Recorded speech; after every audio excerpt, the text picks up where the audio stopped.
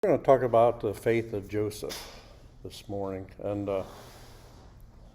me and a guy at work, we talk all the time. And I've heard 20 years ago that, we're in the last days, we're in the last days. But boy, it seems like now it's just like 11:59, the way the world is going.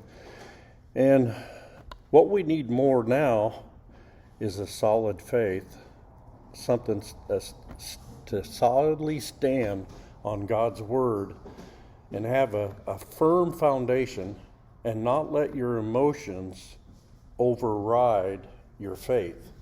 Because when the bad times come, and it's just right around the corner, we're going to have a strong faith and not because God's promises will always be true. He is the good shepherd. He will always take care of you. But if you're not relying on him, how can he take care of you? If you let your emotions go wild, you're not really trusting in him. And so Hebrews 11:6 is the base of where I want to go, and then we're going to jump into Joseph's life story. But without faith, it is impossible to please him. For he who comes to God must believe that he is, and that he is a rewarder of those who diligently seek him. Joseph had is amazing story when you really read it. Joseph had a strong faith in God that no matter what happened to him, he had an unwavering faith that God would take care of him no matter what. Keep in mind, and this is the interesting thing too, keep in mind this was something like 430 years before Moses ever gave the law or ever wrote the first 5 books of the Bible, the Torah. And so all that Joseph had to go on was a testimony of a once deceptive father who struggled with God and was renamed Israel. So all he had was the testimony of his father and how God took care of him. And it's amazing what Jacob established in his younger son. Jacob had 11 sons at this time, and he loved the youngest one more than the rest of them, which is very dysfunctional family and a remedy for trouble. And he showed it by giving Joseph a coat of many colors. Now, they say that this coat was usually for the privileged people. And they say usually it's for the privileged firstborn. But he had this coat, it was long, it was colorful. And, you keep in mind that Jacob had actually 4 firstborn kids, and so you could see where they would all be struggling over the youngest one being, Reuben, Dan, and Gad, and Joseph. They're all firstborns by 4 different women. But all the brothers hated Joseph, and when his dad would send Joseph out, he would always give bad reports to his dad, and they hated him all the more. And then Joseph had 2 dreams, which kind of pushed him over the edge. He had the sheaves, and the sheaves bowed down to him. And then the next dream was the sun, moon, and stars bowed down to him. And that didn't go over well either, and that just kind of sent him over the edge.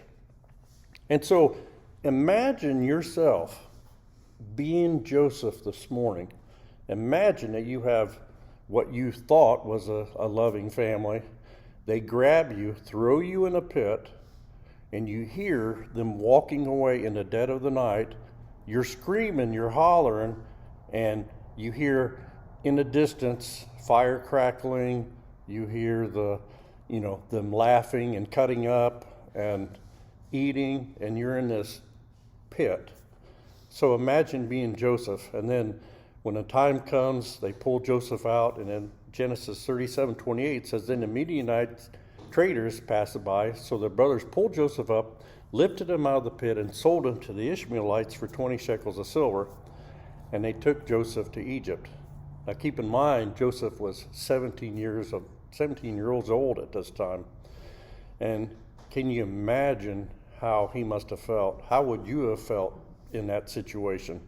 And yet, he kept his faith in God.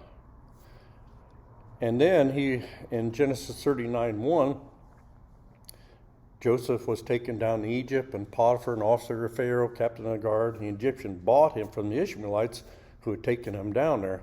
So now he was sold to the Egyptians.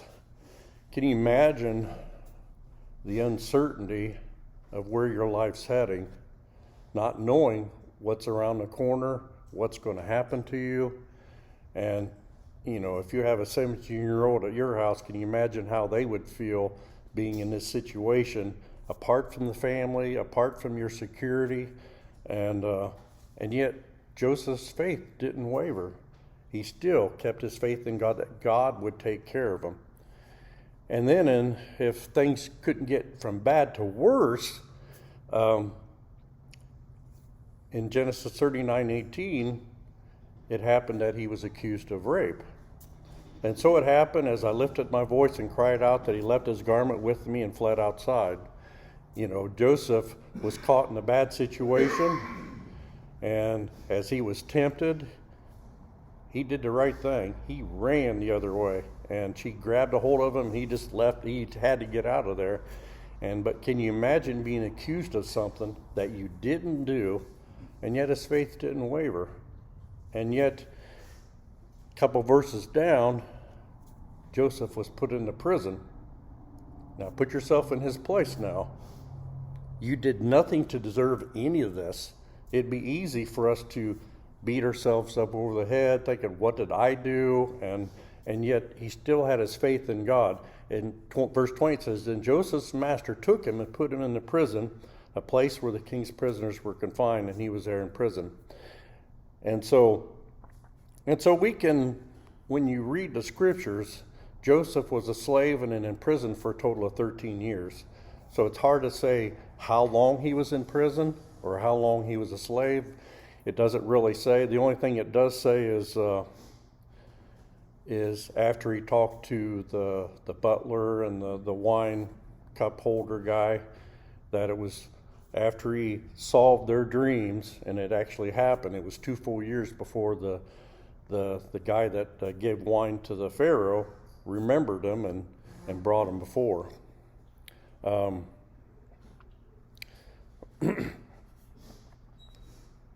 So Joseph's life was just, in turmoil, and yet everything that he did,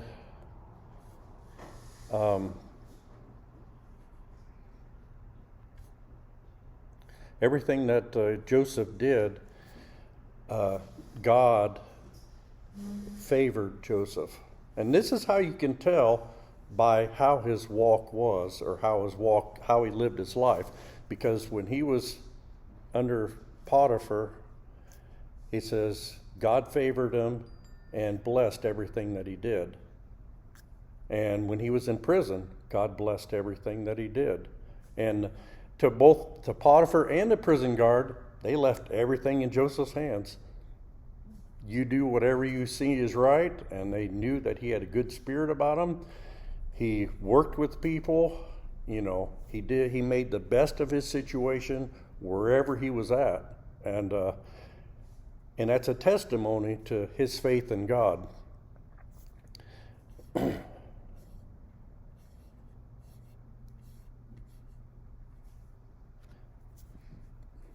And toward the end, Joseph comforts his brothers.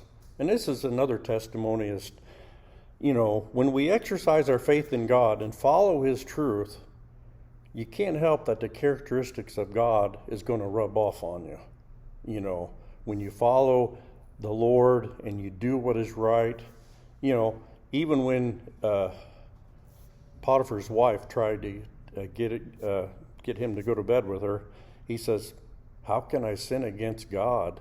Your master gave me everything into my hands except you. And he says, how can I sin against God? So he had solid truth and morals. And yet, when you walk by faith and follow his truth, you can't help but for the characteristics of God to rub off on you. Compassion, love, and treating people right. It just goes with following his truth. And if you read in Genesis 50, it says, when Joseph saw that their father was dead, they said, perhaps Joseph will hate us and actually repay us for the evil which we did to him. So they sent messengers to Joseph, saying, Before your father died, he commanded us, saying, Thus shall you say to Joseph, I beg you, please forgive the trespass of your brothers and their sin, for they did evil to you. Now please forgive the trespass of your servants of the God of your father. And Joseph wept when they spoke to him. That's a testimony of he had no bitter bone in his body. He left everything up to God. Everything was in God's hands. God put him there for a reason, and his dreams was a testimony that I'm sure Joseph may not have had a clue where God was going to take him with those dreams, but he knew that God gave him those dreams because he knew God's hand was on him and was going to take care of him. And then his brothers also went and fell down before his face and said, Behold, we are your servants. And Joseph said to them, Do not be afraid, for am I in the place of God? But as for you, you meant for evil against me, but God meant it for good, in order to bring about, as it is this day, to save many people alive. Now therefore do not be afraid. I will provide for you and your little ones. And he comforted them and spoke kindly to them. You know, when I'm thinking of my mom. My mom had a lot of things happen to her, and she was bitter with life.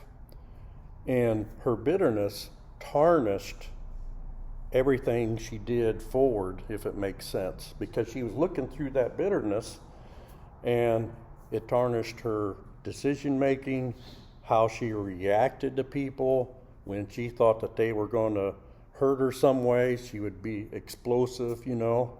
And but when you're walking in faith in God and leave everything up to Him, you have a clear outlook of what's happening in your life. God gives you this discernment. He gives you an outlook that's not tarnished by the pains of sin. Because you've seen people that are tarnished by sin, and Mom never got healed. She did her best before God. She read her Bible, 2 or 3 times a day. She had a long prayer list, and she did the best she could, but she still never got healed from that, and it affects you. And so if you have something in your life that you never really got healed from, just throw it before God. Throw yourself at the feet of the cross and say, God, heal me from this. And Joseph, he did just that. He just threw everything at God's feet, and he saw things rightly and said, because if he was still holding bitterness, he never would have saw that God put him there to save many lives. He would have looked at it and said, you did this to me, And so Joseph was a kind of a modeled life of a person who, when we put ourselves in God's hands, God's going to take care of you. We don't know what tomorrow holds. We don't know what's going to happen. But we know God is the one that's still in charge. He's still the one that's going to take care of us. And if we just rest in the arms of God, He'll give us the right perspective. He'll give us the right outlook. And let your faith lead you rather than your emotions, and you'll be all right. It says in Proverbs 9, verse 10, the fear of the Lord is the beginning of wisdom, and the knowledge of the Holy One is understanding. Fear is simply, may not be a good word to put there, but the fear is actually just saying, just take God seriously. Just take His word seriously. God is who He says He is, and walk in His truth. When James Dobson passed away, when he had a heart attack and thought he was going to pass away. I don't think he knows that. Yeah, I don't think he knows that yet. But when, at that moment, when he thought his life was over, he thought of his family, and he thought, I wish I could have done more for God. And when that time comes, and it's going to come to every one of us unless the rapture takes place, but I don't want to have any regrets or thinking, well, I wish I could have done more, or wish I could have done this, Just let God lead you and guide you. And God puts people in your lives for a reason. And from what my experience is the people that God have brought in my life, I can directly relate to them from my past experience. It's interesting that, different people that I've talked to, my past would kind of dovetail with their life. And I said, oh, well, I know about that because this is what God did for me. And so if God places somebody in your life, don't be afraid to let God lead you and help them in some way and direct them in a way that He wants them to go. Because it's up to us to show Christ to the people around us. Does anybody have any questions or thoughts? None? Well, let us... I'll speak. Okay. Joseph's story is riveting to say the least, and I think what pulls out of it for me is just an opportunity to be really humbled by my own Joseph experience. And if you juxtapose my story to his, then I should be rejoicing for the grace of God in my life instead of sitting around and being, me, oh my. Exactly. And, taking these stories, because God puts these stories in our lives so we can see ourselves in the stories. Mm-hmm. And when I look at myself in Joseph's story, I'm like, man, how dare I ever shake my fist at God? I should be dancing before the glory of God and celebrating His grace over my life because I've had it made compared to that. Oh, yeah. And so I find a lot of joy in the story of Joseph. And I see myself in Joseph's story. And I think that's uniquely God's aim at our heart when He presents these stories to us so that we can see ourselves in it and see how He's also divinely walked through our seasons and through our ups and downs to carry us through and to give us that idea that Paul speaks about, being content. No matter what we're in, to be content. And that's the glory of God, to be content no matter what's going on. And that's an interesting point you bring up because it says godliness with contentment is great gain.